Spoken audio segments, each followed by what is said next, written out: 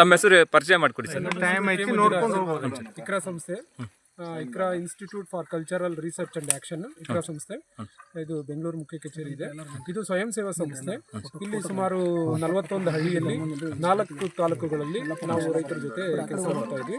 ಸಂಪೂರ್ಣ ಸಮಗ್ರ ಸಾವಯವ ಕೃಷಿಗೆ ಸಂಬಂಧಪಟ್ಟಂಗೆ ರೈತರು ಸಂಘಗಳು ಮಾಡ್ಕೊಂಡು ಆ ಸಂಘದ ಜೊತೆ ಅಂದ್ರೆ ಮುಖ್ಯವಾಗಿ ಖರ್ಚು ಕಡಿಮೆ ಮಾಡೋದು, ಈ ಮಳೆ ಜಾಸ್ತಿ ಆದಾಗ ಕಡಿಮೆ ಆದಾಗೂ ಕೂಡ ಬೆಳೆಗಳನ್ನು ಉಳಿಸ್ಕೊಂಡು ಹೋಗೋದ್ರ ಬಗ್ಗೆ, ಆಮೇಲೆ ಮನೆ ಬೇಕಾಗಿರ್ತಕ್ಕಂಥ ಆಹಾರ ಬೇಕಾಗಿರ್ತಕ್ಕಂಥ ಬೆಳೆಗಳನ್ನು ಬೆಳೆಯೋದ್ರ ಬಗ್ಗೆ, ಈ ಥರದ್ರ ಬಗ್ಗೆ ಇಲ್ಲಿ ನಾವು ರೈತರ ಜೊತೆ ಕೆಲಸ ಮಾಡ್ತಾ ಇದ್ದೀವಿ. ಕೆಲವು ಬೀಜಗಳು ಮಾರಾಟ ಮಾಡ್ತೀವಲ್ಲ ಸರ್, ಬೀಜಗಳು ಸುಮಾರು ಬೀಜಗಳು ಮಾರಾಟ ಮಾಡ್ತೀವಿ. ಆ ಥರದ್ದು ಆದಾಯ ಅನ್ಕೊಂಡ್ರೆ ಬರೀ ಆದಾಯದಿಂದ ಹೋದ್ರೆ ನಾವು ಏನು ಮಾಡೋಕ್ಕಾಗಲ್ಲ ಸರ್. ಸ್ವಲ್ಪ ಬೇಕು ಆದಾಯ, ಬೇರೆ ಏನಾದರೂ ಮಾಡ್ಕೊಂತ ಮಾಡ್ಬೇಕಾಗುತ್ತೆ ಸರ್. ಈ ನಿಂಬೆಗೆ ನೆರಳು ಇದ್ರೆ ನಡೆಯುತ್ತಾ? ಸ್ವಲ್ಪ ಬಿಸಿಲು ಬೇಕು, ಜಾಸ್ತಿ ಆಗಿದಾವೆ. ಸ್ವಲ್ಪ ಡಿಸ್ಟೆನ್ಸ್ ಇನ್ನೂ ಸ್ವಲ್ಪ ಜಾಸ್ತಿ ಕೊಡ್ಬೇಕಾಗಿತ್ತಲ್ಲ ಸರ್? ಅವು ಏನಾಗಿದೆ ಅಂದ್ರೆ ಪ್ರಾರಂಭದಲ್ಲಿ ತುಂಬಾ ಹತ್ರ ಆಗಿಬಿಟ್ಟಿದೆ. ಹಾಂ ಸರ್. ಬರ್ತಾ ಬರ್ತಾ ಆಮೇಲೆ ದೂರ ಮಾಡಬೇಕಿತ್ತು. ಇದು ಬೇರೆ ಹೊಲದಿಂದ ನೀರು ಬರ್ತದೆ, ಸುಮಾರು ಹೊಲದಿಂದ ನೀರು ಬಂದು ಇಲ್ಲಿ ಏನ್ ಗಿಡ ಹಾಕಿದೀವಲ್ಲ, ಇದು ವೇಸ್ಟ್ ಭೂಮಿ ಇದೆ, ಏನು ಬೆಳೀತಿರ್ಲಿಲ್ಲ. ನೀರು ಬಂದು ಬೆಳೆದ್ರು ಕೂಡ ಹೊಲದಲ್ಲಿ ಬೆಳೆ ಈರುಳ್ಳಿ ಆಗ್ಲಿ ಏನೋ ಮೆಕ್ಕೆಜೋಳ ಏನ್ ಜೋಳ ಬೆಳೆದ್ರು ಕೂಡ ಇಲ್ಲಿ ಬಂದು ನೀರು ಕೊಳ್ತೋಗ್ಬಿಡೋದು. ಒಳಗಡೆ ಬಂದು ನೀರು ಯಾವ್ದೋ ಅಲ್ಲಿಂದ ಮೇಲೆ ಹೊಡೆದು ಪೂರ್ತಿ ತೇಲ್ಬಿಡೋದು. ಆಮೇಲೆ ನಾವೆಲ್ಲ ಮಳೆ ಮೋಡ ಆಯ್ತು ಅಂದ್ರೆ ಇಲ್ಲಿ ಕಿತ್ತಿರೋದು ಗಿಡಗಡ ತಗೊಂಡು ಮ್ಯಾಕ್ ಹಾಕ್ಬೇಕಾಯ್ತು, ಬೈಲಿಗೆ ಹಾಕ್ಬೇಕಾಯ್ತು. ಅದಕ್ಕೆ ಏನ್ ಮಾಡ್ಬಿಟ್ಟಿವಿ ಅಂದ್ರೆ, ಇದು ಆಕ್ಚುಲಿ ನಿಂತಿರೋದು ಕೃಷಿ ಹೊಂಡ ಇತ್ತು. ಇದು ಕೃಷಿ ಹೊಂಡನ ಅದು ಮಣ್ಣೆಲ್ಲ ಮುಚ್ಚಿ ಇದಾಯ್ತು. ಅದನ್ನು ಓಪನ್ ಮಾಡಿದ್ವಿ, ಇದನ್ನ ಮುಚ್ಚಿದ್ವಿ. ಅದು ಈಗ ಏನಾಗುತ್ತೆ, ಮೇಲಿಂದ ನೀರು ಬಂದು ಇದು ರೊಟೇಟ್ ಆಗುತ್ತೆ. ಹೊಲದಲ್ಲೆಲ್ಲ ಗುಂಡಿಗಳೆಲ್ಲ ತುಂಬಿಕೊಂಡು ಅಲ್ಲಿ ಒಂದು ನಮಗೆ ಪ್ರೊಟೆಕ್ಟಿವ್ ನೀರು ಅಂತ ಒಂದು ಕಾಂಕ್ರೀಟಿಂಗ್ ಕಟ್ಟಿದ್ದೀವಿ. ಆ ಕಡೆ ತೋರಿಸ್ತೀವಿ, ಸ್ಟೋರೇಜ್. ಅದು ಬೇಸಿಗೆಯಲ್ಲಿ ಈಗ ನಾವು ಸೊಪ್ಪು ಬೆಳಿತೀವಿ, ಯಾವುದೋ ಒಂದು ಗಿಡ ಒಣಗ್ತತಿ ಅಂದಾಗ ಅದ್ರಾಗಿಂದ ನೀರು ತಗೊಂಡ್ಬಿಟ್ಟು ನಾವು ಆ ಗಿಡಕ್ಕೆ ನೀರು ಹಾಕ್ತಕ್ಕಂಥ ಒಂದು ನ್ಯಾಚುರಲ್ ಇರ್ಬೇಕಂತ. ಅದಕ್ಕೆ ಹೋಗಲ್ಲ, ಒಂದು ಹನಿ ನೀರು ಹೋಗಲ್ಲ. ಇಲ್ಲಿ ಏನಂದ್ರೆ ಮಳೆ ಬಂದ್ರೆ ನೀರು ನಿಲ್ತಿತ್ತಲ್ಲ, ಈಗ ಮಳೆ ಎಷ್ಟೇ ಮಳೆ ಬಂದರೂ ಕೂಡ ಇದು ಬೆಳಿಗ್ಗೆ ಅಷ್ಟೊತ್ತಿಗೆ ನೀರೇ ಇರಲ್ಲ, ಹೋಗಿರುತ್ತೆ. ನೀರಿನ ಸಮಸ್ಯೆನೇ ಇಲ್ಲ. ಈಗ ನೀರು ಇನ್ನು ಮಳೆ ಬೇಕು.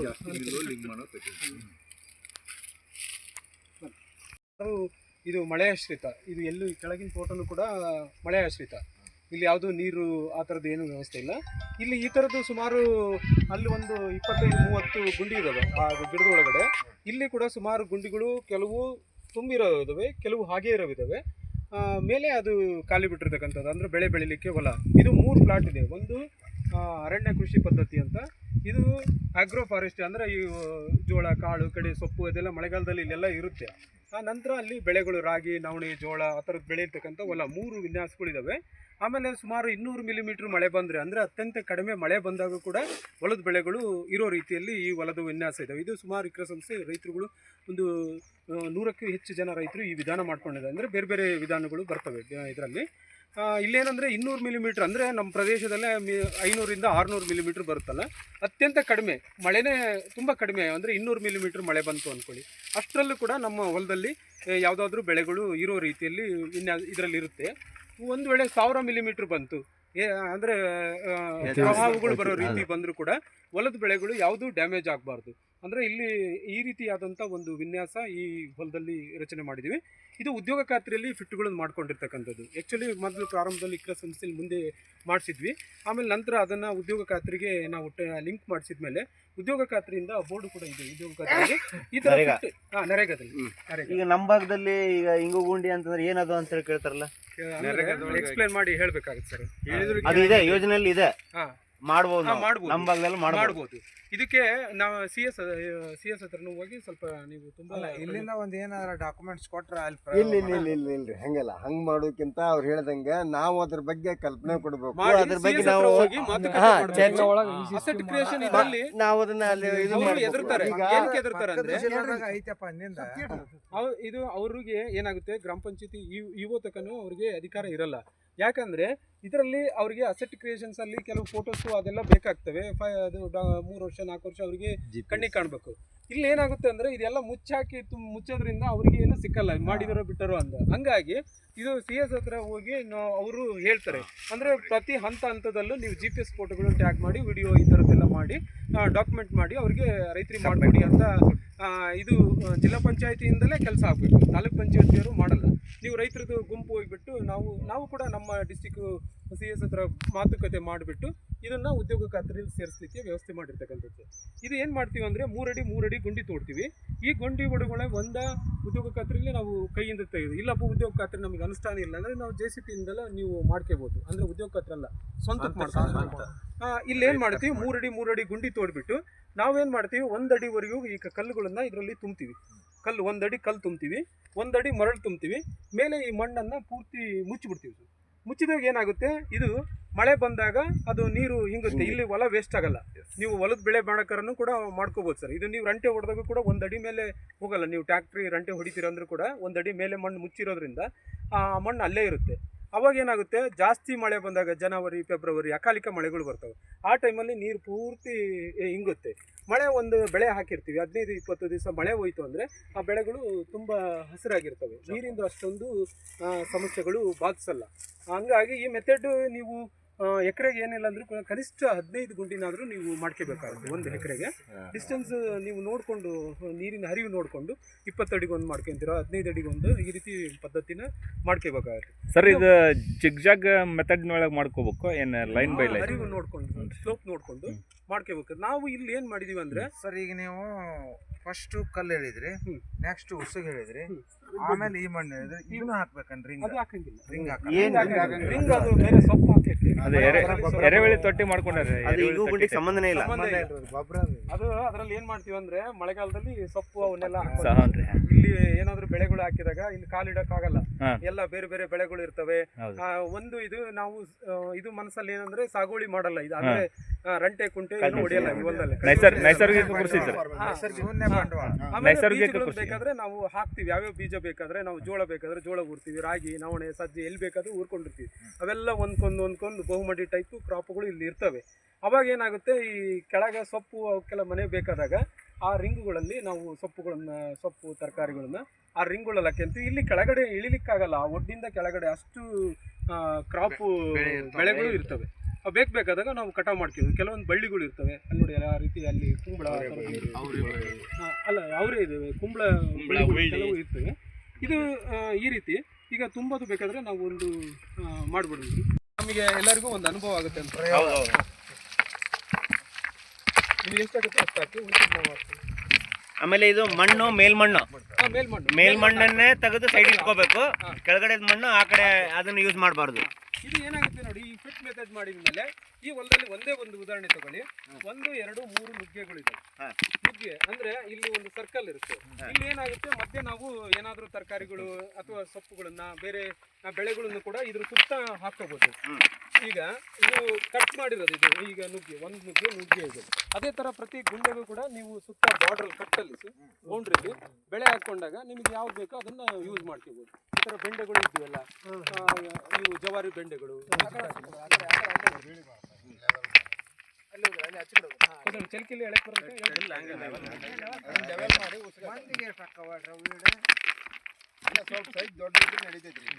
ಅಂದ್ರೆ 40 mm 20 mm ಇರಬೇಕು.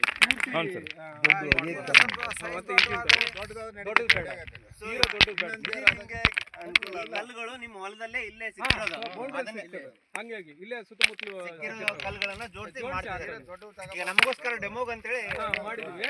ಆಮೇಲೆ ಈ ಗುಂಡಿ ಆಗ ಇನ್ನೊಂದು ಯಾವ್ದಾರ ಗುಂಡಿ ಖಾಲಿ ಇತ್ತಂದ್ರೆ ಸಿಕ್ಕಾಗ ಟೈಮ್ ಸಿಕ್ಕಾಗ ತುಂಬ್ಕೊಂತೀವಿ. ಈಗ ಒಂದೇ ಸಲ ಆಗ್ಲಿಲ್ಲದ್ರು ಕೂಡ ಅಂದ್ರೆ ಉದ್ಯೋಗ ಖಾತ್ರಿ ಪರ್ಪಸ್ ತುಂಬಿ ಅದೆಲ್ಲ ಮಾಡಿದೀವಿ. ಇದು ನಮ್ಮ ಪರ್ಪಸ್ಲಿ ಯಾವಾಗ ಬೇಕು ಅನುಕೂಲ ಆಕತ್ತೋ ಆ ಟೈಮಲ್ಲಿ ಗುಂಡಿ ತುಂಬ್ಕೊಂಡು ಸಂಪೂರ್ಣವಾಗಿ ಎರೆಹೊಲ ಇದ್ರೆ. ಆಮೇಲೆ ಈ ಪುಂಡಿಗಳು, ಕೆಂಪು ಪುಂಡಿ ಅಂತ ಸ್ಪೆಷಲ್ ವೆರೈಟಿ ಒಂದು ಬೀಜಗಳು, ಇದರಲ್ಲಿ ಸಹಜವಾಗಿ ಬೆಳೆಯೋ ಬೀಜಗಳು ಜಾಸ್ತಿ ಬೆಳಿತೀವಿ. ಬೀಜಕ್ಕಾಗಿ ನಮಗೆ ಬೆಂಡೆ ಬೀಜ,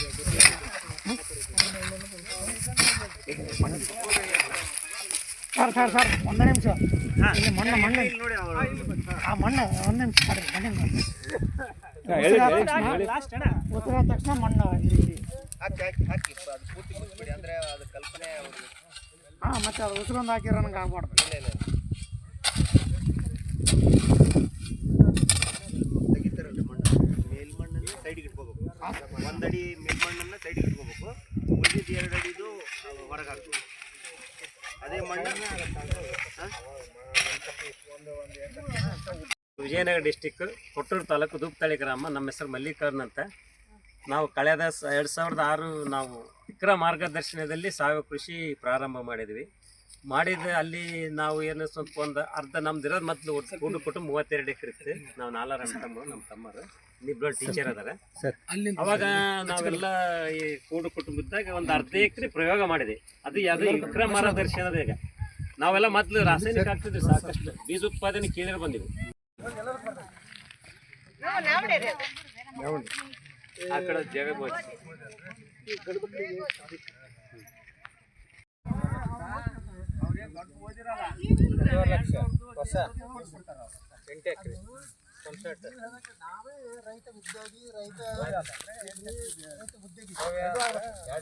ಸಾವಯವ ಪದ್ಧತಿಯಲ್ಲಿ ಬೆಳೆದಿರ್ತಕ್ಕಂಥ ಟೊಮೆಟೊ, ಬೆಂಡಿ,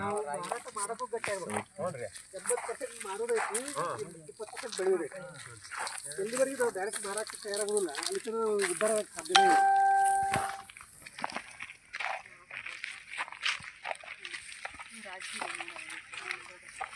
ಈಗ ಕಿತ್ತೂಸಿ ಬಗ್ಗೆ ಎಷ್ಟು ಬಂದ ಬೀಜ ತಗೋಬೋದು. ಸೊಪ್ಪಿನ ಬೀಜ, ಸೊಪ್ಪಿನ ಬೀಜ, ದಂಟು ಸೊಪ್ಪು, ದಂಟಿನ ಸೊಪ್ಪು, ದಂಟಿನ ಸೊಪ್ಪು ಹಂಗ ಬಿಟ್ಟಾರ ತಕೊಂಡ್ರ ಮತ್ತೆ ಇವನ್ನ ಹಾಕ್ಯಾರ. ಇದೆಲ್ಲ ಪೂರ್ತಿ ಸಾವಯವ ಎಲ್ಲ ಟೋಟಲ್ ಇಲ್ಲಿದ್ದ ಅಲ್ಲಿವರೆಗೂ ಈಗೆಲ್ಲ ಒಂದು ಕಾಳು ಗೊಬ್ಬರ ಸರ್ ಇನ್ನೂ ಚೆನ್ನಾಗಿ ಬರ್ತೈತ್ರಿ. ಮಡವಾಗಿತ್ತ ಇನ್ನೊಂದು ಕಾಳು ಸಡ್ಲ ಓಕೆ. ಹಾಂ ರೀ ಎಲ್ಲ ಮಾಡಿದ್ರೆ ಅನುಕೂಲ ಐತ. ಈಗ ಇಲ್ಲ ಹೇಳಿದ್ನಲ್ರ ಅಲ್ಲಿ ಒಂದು ಗಿಡ ಹುಟ್ಟಿದಂತ ಅದ ಬೀಜ ಪುನರ್ಜನ್ಮ ಕಿತ್ತಕ್ಕಿ ನೋಡ್ರಿ, ಮೊನ್ನೆ ಕಿತ್ತಕ್ಕಿ ಅದ ಗಿಡ ಬೀಜನ. ಆಮೇಲೆ ಇದು ಒಂದು ಬದ್ಲಿ ರಾಜಶೇಖರ್ ನೋಡಿರಲ್ಲ ಅವ್ರು ದಲ್ಲಿ ಮಾಡ್ತಾರೆ. ಆ ಕಡೆ ಒಂದು ಬೆಲ್ಟ್ ಇದೆ, ಅದು ಪೂರ್ತಿ ಗುಳಿರಾಗಿ ಬಗ್ಗೆ ಕೆಲಸ ಮಾಡ್ತಾರೆ. ಇಲ್ಲಿ ಏನಾಗ್ತದೆ ಅಂದ್ರೆ ಈ ಸಸಿ, ಈಗ ಸಸಿ ಹಚ್ಚುತ್ತೀವಿ ಅಂದ್ರೆ 25 ದಿನ ಸಸಿ ನಾಟಿ ಮಾಡ್ಬೇಕು. ಅಂದ್ರೆ ಸಾಲಿಂದ ಸಾಲಿಗೆ 2 ಅಡಿ, ಗಿಡದಿಂದ ಗಿಡಕ್ಕೆ 2 ಅಡಿ. ನೀವು ಸಾಲಿಂದ ಸಾಲಿಗೆ 2 ಅಡಿ ಗಿಡ ಅಡಿ ಒಂದು ಸಸಿ ತಂದು ನಾಟಿ ಮಾಡಿದ್ಮೇಲೆ ಸಸಿ ಅದು 8-9 ದಿನಕ್ಕೆ ಅದು ಹೊಸ ಚಿಗುರು ಬರುತ್ತೆ. ಆಮೇಲೆ ಅಲ್ಲಿಂದ 15 ದಿವಸ ಬಿಟ್ಮೇಲೆ ಸ್ವಲ್ಪ ಹಿಂಗ್ ಬಂದಾಗ ಈ ಕುಡಿ ಇರುತ್ತಲ್ಲ, ಕುಡಿನ ಒಂದ್ಸಲ ಈ ತರ ಪ್ರೆಸ್ ಮಾಡ್ಬೇಕಾಗುತ್ತೆ. ಪ್ರೆಸ್ ಮಾಡಿದ್ಮೇಲೆ ಅಲ್ಲಿಂದ ಒಂದು 20 ದಿವಸ ಆದ್ಮೇಲೆ ಅಂದ್ರೆ 45 ದಿನದ ಒಳಗಡೆ ಮತ್ತೊಂದ್ಸಲ ನೀವು ಈ ರೀತಿ ತುಳಿದ್ಬಿಟ್ರೆ ಪೂರ್ತಿ ಇಲ್ಲಿ ಏನಾಗುತ್ತೆ ಅಂದ್ರೆ ಇದರಲ್ಲಿ ಈ 120 ತೊಂಡೆಗಳು ಬರ್ತವೆ, ಜಾಸ್ತಿ ಆಗ್ತವೆ ಬ್ರಾಂಚಸ್. ಅವಾಗ ಏನಾಗುತ್ತೆ, ನೀವು ಡಬಲ್ ಬರುತ್ತೆ, ಜಾಸ್ತಿ ಆಗ್ತವೆ. ಈಗ ಒಂದು ನೀವು ಹೊರಗಡೆ ಮಾಡ್ಬೋದು. ಆಮೇಲೆ ಅದ್ರದ್ದು ಈ ಇಲ್ಲಿಂದ ಇಲ್ಲಿಗೆ ಕಾಳು ಒರಿಜಿನಲ್ ರಾಗಿ ಇದೆಯಲ್ಲ, ಈ ಗುಳಿ ರಾಗಿ ನೋಡಿ, ಇದು ಚಲ್ ರಾಗಿ ಒಳಗಡೆ ಸಣ್ಣದು ಬರುತ್ತೆ ಕಾಳು, ತುಂಬಾ ಈ ಗುಳಿ ರಾಗಿ ಕಾಳು ಸೈಜ್ ಜಾಸ್ತಿ ಇರುತ್ತೆ. ಆ ಬೀಜಕ್ಕೆ ತುಂಬಾ ಡಿಮ್ಯಾಂಡ್, ಬೀಜಕ್ಕೆ ಜಾಸ್ತಿ ಕೇಳ್ತಾರೆ. ಅದನ್ನ ಸೈಜ್ ಜಾಸ್ತಿ ಬರುತ್ತೆ, ಒರಿಜಿನಲ್ ಕ್ವಾಲಿಟಿ ಇರುತ್ತೆ, ತೂಕನೂ ಜಾಸ್ತಿ ಬರುತ್ತೆ. ಹಾ, ಸಜ್ಜೆ ಸೈಜ್ ಬರುತ್ತೆ. ಆ ರೀತಿ ವ್ಯತ್ಯಾಸ ಆಗ್ತದೆ. ಗುಳಿ ರಾಗಿದು ಏನಂದ್ರೆ ಕಾಳು ಸೈಜ್ ಜಾಸ್ತಿ ಬರುತ್ತೆ, ಚಲ್ ರಾಗಿದು ತುಂಬಾ ಹತ್ರ ಸಾಲ ಇರೋದ್ರಿಂದ ಸ್ವಲ್ಪ ಕಾಳು ಗುಳಿ ರಾಗಿ ಪದ್ಧತಿಯಲ್ಲಿ ಕಾಳು ದಪ್ಪ ಸರ್. ಚಲ್ ರಾಗಿ ಪದ್ಧತಿ ಒಳಗೆ ಕಾಳು ಸ್ವಲ್ಪ ತೊಂಡೆಗಳು ಜಾಸ್ತಿ. ಅಂದ್ರೆ ಗುಳಿ ರಾಗಿ ಅಂದ್ರೆ ತುಳಿಲೇಬೇಕು, 2 ಸಲ ತುಳಿಲಿಲ್ಲ ಅಂದ್ರೆ ಗುಳಿ ರಾಗಿ ಆಗಲ್ಲ. 2 ಸಲ ತುಳಿಬೇಕಾಗುತ್ತೆ. ಸಾಲಿಂದ ಸಾಲಿಗೆ 2, ಗಿಡದಿಂದ ಗಿಡಕ್ಕೆ 2 ಸಾಲ ನಾಟಿ ಮಾಡ್ಬೇಕಾಗುತ್ತೆ. ಬಿತ್ತಿ ಅದು ನಾಟಿ ಮಾಡಿ 8 ದಿನಕ್ಕೆ ಹೊಸ ಚಿಗುರು ಬಂದು ಅಲ್ಲಿಂದ 15 ದಿವಸಕ್ಕೆ ನೀವು ಒಂದ್ಸಲ ತುಳಿಬೇಕಾಗುತ್ತೆ. ಕಾಲಿಂದ ಅಂದ್ರೆ ಕುಡಿನ ತುಳಿಬೇಕು. ಅಲ್ಲಿಂದ ಒಂದು 20 ದಿವಸ, ಒಟ್ಟು 45 ದಿನದಾಗ 2 ಸಲ ನೀವು ತುಳಿದ್ನಿ ಅಂದ್ರೆ ಇದ್ರ ಸುಮಾರು 100ರಿಂದ ಕನಿಷ್ಠ 100, ಗರಿಷ್ಠ 180 ತನಕ ಹೋಗ್ತವೆ. ನೀವು ಇನ್ನೂ ಸ್ವಲ್ಪ ಇಳುವರಿ ಜಾಸ್ತಿ ಬೇಕು ಅಂದ್ರೆ ಏನ್ ಮಾಡ್ಬೋದು ಅಂದ್ರೆ ಗುಣಿ ಮಾಡ್ಬೇಕು. ಇದನ್ನ ಗುಣಿ ಮಾಡಿಬಿಟ್ಟು ಆ ಗುಣಿಗೆ ನೀವು ಕಾಂಪೋಸ್ಟ್, ಎರೆಹುಳು ಗೊಬ್ಬರನ ಅದಕ್ಕೆ ಹಾಕಿ ಕೈ ಬಿಟ್ಬಿಡೋದು. ಒಂದು ವೇಳೆ ನೀರು ಇತ್ತಂದರೆ ಅದ್ರ ನೀರು ನೀವು ಕೊಟ್ಟ ಮೇಲೆ ಆ ಗುಣಿಗೆಲ್ಲ ನೀರು ನಿಲ್ಲುತ್ತಲ್ಲ ಕಾಂಪೋಸ್ಟ್ ಜೊತೆ, ಅದು ಅಲ್ಲಿ ಒಂದು ಸಸಿ ನಾಟಿ ಮಾಡಿ ಸ್ವಲ್ಪ ಮೇಲೆ ಮಣ್ಣು ಹಿಂಗೆ ಮಾಡಿಬಿಟ್ರೆ ಅದು ಏನಾಗುತ್ತೆ, ಇಳುವರಿ ತುಂಬ ಡಬಲ್ ಬರುತ್ತೆ. ಅಂದರೆ ನಿಮಗೆ ಎಷ್ಟು ಕಸು ಮಾಡ್ತಿರೋ, ಎಷ್ಟು ತಾಕತ್ ಮಾಡ್ತಿರೋ ಅಷ್ಟು ಕೌಲುಗಳು ಬ್ರಾಂಚಸ್ ಜಾಸ್ತಿ ಸಿಗ್ತಾವೆ. 300 ಗ್ರಾಮ್ ಆದ್ರೆ ಬೀಜ 1 ಎಕರೆಗೆ 1 ಪಾವು ಕಮ್ಮಿ ಬೀಜ ಹೋಗುತ್ತೆ. ಸಿಂಪಡಣೆಗಳು ಕಮ್ಮಿ ಆಗುತ್ತೆ, ರೋಗ ಕೀಟ ಬಾಧೆ ಹಾ, ಕಡಿಮೆ ಕಡಿಮೆ ಆಗುತ್ತೆ. ಆಮೇಲೆ ಸ್ಪೇಸ್ ಅದು ನೋಡಿ, ಆ ಬೇರುಗಳು ಅಷ್ಟು ಚಾಚೋದ್ರಿಂದ ಕಾಳ ಅಷ್ಟು ಕ್ವಾಲಿಟಿ ಬರುತ್ತೆ. ಆಮೇಲೆ ಆಕಳದಿಂದ ಕುರಿಗಳಿಂದ ಮೇಯಿಸೋದು, ಆಮೇಲೆ ದನ ತಿನ್ನೋದಕ್ಕೂ ಕೂಡ ಅದ್ರಲ್ಲಿ ಅದನ್ನು ಏನಾಗುತ್ತೆ, ಮಾಡ್ತಾರೆ. ಸಿಗುರು ತರ ಆಗುತ್ತೆ. ಇದು ತುಂಬಾ ದಪ್ಪ ಬರೋದ್ರಿಂದ ಇದು ಸಿಬಿರಾಗಲ್ಲ, ದನ ತುಂಬಾ ಚೆನ್ನಾಗಿ ತಿಂತವೆ. ಇದು ಈ ಸೈಜ್ ಇಂದ ಐತಲ್ಲ ದನಗಳು, ತುಂಬಾ ಖುಷಿಯಿಂದ ಕಡ್ದು ತಿಂತವೆ. ನೀವು ಪರೀಕ್ಷೆ ಮಾಡಿ ನೋಡಿ. ದಂಟಿನ ಟೈಪ್ ತಿನ್ನಕ ಅಲ್ಲ, ಇವು ಸಿಬಿರಾಗುತ್ತೆ, ಇದು ಸಿಬಿರಾಗಲ್ಲ, ಇದು ಕರೆಕ್ಟ್ ಆಗಿ ತಿಂತವೆ. ಇದು ಗುಳಿರಾಗಿ ಪದ್ಧತಿ. ನಮ್ಮಲ್ಲಿ ಏನಾಗಿದೆ ಅಂದ್ರೆ ಒಂದು ಬೆಲ್ಟ್ ಜನ ತುಂಬಾ ಚೆನ್ನಾಗಿ ಈ ಗುಳಿರಾಗಿ ಮಾಡ್ಲಿಕ್ಕೆ ಶುರು ಮಾಡಿದ್ದಾರೆ. ಅಂದ್ರೆ ಅವರಿಗೆ ಸಿಕ್ಕಿದೆ. ಇಳುವರಿ ಎಷ್ಟು ಬರುತ್ತೆ ಸರ್ ಒಂದ್ ಎಕರೆಗೆ ನಮ್ಮ ಕೇಶನಗೌಡ 30 ಕ್ವಿಂಟಲ್ ತನಕ ತೆಗೆದಿದೆ. 30 ಕ್ವಿಂಟಲ್ ಕನಿಷ್ಠ 22-23 ಕ್ವಿಂಟಲ್. ಅದಕ್ಕೆ ಹೇಳಂತ ಸರ್ಕಾರದ 4880 ರೂಪಾಯಿ ಇದೆ ಈ ವರ್ಷ ಜನವರಿಗೆ ರಿಜಿಸ್ಟ್ರೇಷನ್ MRP ಇದೆ. ನೀವು ಒಂದು ಎಕರೆಯಲ್ಲಿ 15 ಕ್ವಿಂಟಲ್ ಬೆಳೆದ್ರು ಕೂಡ 15 75ರಿಂದ 80 ಸಾವಿರ ರೂಪಾಯಿ ರಾಗಿ ಬರುತ್ತೆ, ಪ್ಲಸ್ ಹುಲ್ಲು ಆರಾಮ್ಸೆ ಯಾವ್ದು ಚಿಂತೆ ಇಲ್ಲ. ಈಗ ಮಲ್ಲಿಕಾರ್ಜುನ 18 ಕ್ವಿಂಟಲ್ ಬೆಳೀತಾರೆ ಅಂದ್ರೆ ಅದನ್ನ MRP ಒಳಗಡೆ ಗೌರ್ಮೆಂಟ್ MRP ಕೊಟ್ಟರು ಕೂಡ 4800 ರೂಪಾಯಿ, 90,000 ಪ್ಲಸ್ ಮೇವು, ಯಾವ ತಲೆಬಿಸಿನೂ ಇಲ್ಲ. ನಮ್ಮ ಕೃಷಿ ಇಲಾಖೆ ಸ್ವಲ್ಪ ಬೀಜ ಕೊಟ್ಟಿದ್ರು, ಅದನ್ನ ಹಾಕಿದಾಗ ಸ್ವಲ್ಪ ಗುಳಿರಾದಿ ಸುಮ್ಮನೆ ಆಕಳಿಗೆ ಮೇಯ್ಸಕ್ ಬಿಟ್ಟಿದ್ರು. ನೀರಿನ ಸಂಪಾದನೆ ನಮಗೆ ಹಂಗಾಗಿ ಪಕ್ಕದಲ್ದಾರ ಮಾಡಿದ್ರಿ, ಅವರು ಹಂಗ ಬಿತ್ತಿದ್ರು, ನಾನು ಬಿತ್ತಿದೆ. ನಂದು 20 ದಿನ ಆದರೂ ನೀರಿನ ಅಂಶ ಕೇಳಲ್ಲ. ಅವ್ರದಂಗ ಡ್ರೈ ಹಾಡ್ಕೊಂತ ಹೋಗ್ತು, ಹಾಡ್ಕೊಂತ ಹೋದೈತೆ ಅಂತಂದ್ರೆ ಅವ್ರದ್ದೇನು ಮಳೆಗಾಲ ಆದ್ರೂ ಕೂಡ 15ರಿಂದ 20 ಕ್ವಿಂಟಲ್ ತೆಗಿಯಕ್ಕೆ ಮಸ್ತ್ ಆದ್ರಿ. ನಾನು 35 ಕ್ವಿಂಟಲ್ ತೆಗಿ ಶೇಂಗಾ ಅಲ್ಲ ಇದು ಶೇಂಗಾ 25 ಚಲ್ ತೆಗಿ. ಮೆಕ್ಕೆಜೋಳ ಮುಂಗಾರು ಮೆಕ್ಕೆಜೋಳ 30 ಕ್ವಿಂಟಲ್ ತೆಗಿ ಇರಾಗ ಪಿಟ್ ಮಾಡಿದ್ದೆ 30 ಕ್ವಿಂಟಲ್ ತೆಗಿ. ಈಗ ಪಿಟ್ ಮಾಡಿ ಎಷ್ಟು ವರ್ಷ ಆಯ್ತು? ಪಿಟ್ ಮಾಡಿ ಇನ್ನೂ 1 ವರ್ಷ ಆಗೈತೆ. ಒಂದೇ ವರ್ಷ ಮಾಡಿದ್ದು. ಒಂದೇ ವರ್ಷ. ಅದಾದ್ಮೇಲೆ ಈಗ 2ನೇ ಬೆಳೆ ಇದು. ನಾನು ಕಂಟಿನ್ಯೂ ಮಾಡ್ತಾರೆ.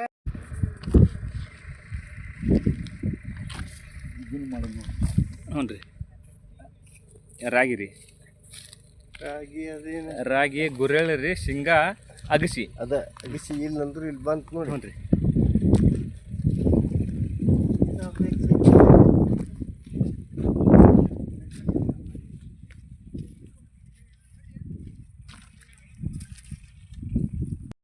ಜೊತೆ ಬರೀ ಸಕ್ಸಸ್ ಸ್ಟೋರಿನೇ ಇದೆ, ಅದು ಹೇಳ್ತೀನಿ.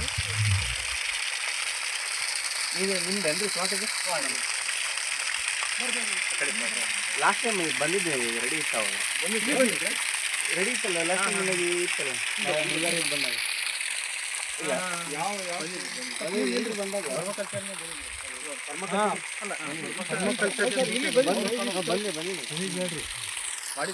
ಇವು ಕರ್ಕೊಂಡ್ ಬಂದಿದ್ದೆ ಒಂದು 3 ಜನ ಬಂದಿದ್ದೆ. ಕಲ್ಲೆಲ್ಲ ಹಾಕಿದ್ವಲ್ಲ ಅವತ್ತು ಆದ್ಮೇಲೆ ರೆಡಿ ಆದ್ಮೇಲೆ ಒಂದು 2 kg ಲೆಕ್ಕೆ ಸೊಪ್ಪು, ಲೆಕ್ಕೆ ಅಂದರೆ ಕರೆ ಲೆಕ್ಕೆ ಸೊಪ್ಪು, ಒಂದು 2 kg ಅಷ್ಟು ಲಂಟನ್ ಸೊಪ್ಪು ತಂದು. ಲಂಟನ್ ಅಂತಂದರೆ ಇದಾವೆ ಸರ್, ಇದಾವೆ. ಒಂದು 2 kg ಅಷ್ಟು ನುಗ್ಗೆ ಸೊಪ್ಪು ತಂದೆ ಸರ್. ಮತ್ತು ಇನ್ನು ಒಟ್ಟು 5 ಥರ ಲೋಳೆ ಥರ ಹಾಕಿದ್ದೀವಿ. ಆಮೇಲೆ ಈ ಸೀತಾಫಲ ಸೀತಾಫಲ ಸೊಪ್ಪು 2 ಕಟ್ಟು ಸೀತಾಫಲ ಸೊಪ್ಪು. ಇದು ಲಂಟನ್ ಅಂತ ಸರ್, ಇದು ರೋಜ್ ಎಂತ ಅಂತ ನಮ್ಮ ಕಡೆ ಎಲ್ಲ ಲಂಡನ್ ಗಿಡ ಅಂತ ಲಂಡನ್ 2 ಅಂತಾರೆ. ಇದು ತುರ್ಕೆ ಬರ್ತೈತ್ರಿ ಇದೆಲ್ಲ. ಕೆಲವೊಂದ್ ಕಡೆಗೆ ಏನಂತಾರೆ ಸರ್ ಅಂದ್ರೆ ಇವು ಸಣ್ಣ ಕಾಯಿ ಇರ್ತಾವಲ್ಲ ಅದು ಕುಣ್ಣಿ ಗಿಡ ಅಂತಲೂ ಅಂತ. ಆಮೇಲೆ ಇನ್ನೊಂದು ಏನಂದ್ರೆ ಇದೇನು ಹಸಿ ಇದು ಚಿಕ್ಕದಿದ್ದಾಗ ಇದ್ರ ಸೊಪ್ಪನ್ನು ಹಾಕೋಬಹುದು. ಒಟ್ಟು ವಿಷಯ ತರ ಸೊಪ್ಪನ್ನ 5 ಥರದ್ದು ಗಂಜರದಲ್ಲಿ ನಾವು ಒಂದು 13 ದಿನ ಕಳೆಯಲ್ಲ. ಅದು ಎಷ್ಟು ಕೊಳಿತೈತೆ ಅಷ್ಟು ನಮಗೆ ಇದ್ರಿ, ಅದು ಕೊಳದಷ್ಟು ನಮಗೆ ರಿಸಲ್ಟ್ ಬರ್ತದೆ. ಐಟಮ್ ಕಮ್ಮಿ ಹಾಕಿದ್ರು ಕೊಳದ. ಈಗ 15 ದಿನಕ್ಕಾದ್ರೆ 1.5 ಲೀಟರ್ ತುಳಸಿ ಹಾಕ್ಬೇಕ್ರಿ, ಒಂದು 4 ಕಟ್ಟು ತುಳಸಿ ಎಲೆ. ಕೀಟ ಬಾಧೆ ಇದು 13 ದಿನ ಹಾಕಿದ್ರೆ 13 ದಿನ ಹಾಕಿದ್ರೆ ಆಮೇಲೆ ಇದು ಅದು ಹಳ್ಳದ ಪಂಚಗೆ.